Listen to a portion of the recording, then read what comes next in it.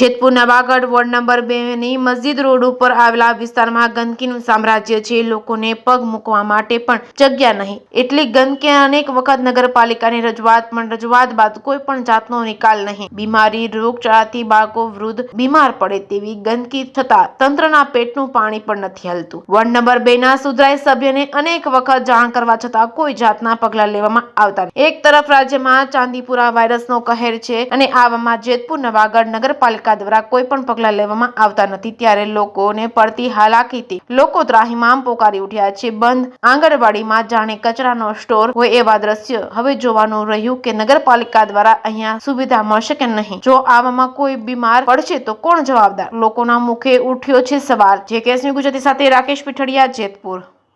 તમારું નામ? અમિતાબેન। આ તમારે શું સમસ્યા અને કયો વિસ્તાર છે? અમારે આ જો ગંદકીનો વિસ્તાર છે, અમે હાલી નથી આવતા 2 નંબર। શું સમસ્યા છે?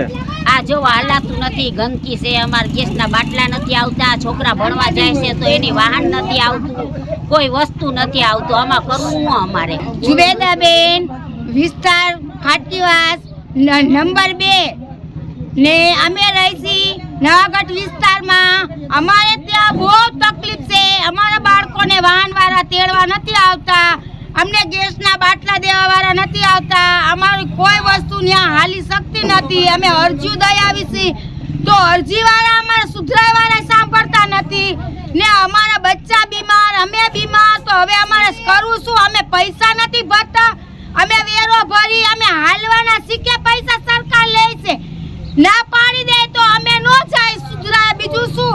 અમને આજ વરસથી આ પ્રોબ્લેમ છે તો વરસથીમાં કોઈ અમારી સંભાળ નથી લીધી ને ચૂંટાઈ ગયેલા માણસોએ એના ઘર હાજા કરી લીધા, એ લોકોએ અમને કોઈ જવાબ આપતા નથી। હવે તમે કયો તો અમે ગાંધીનગર, અમારે તમે વ્યવસ્થા આપો તો ગાંધીનગર જ પહોંચી જાય અમે।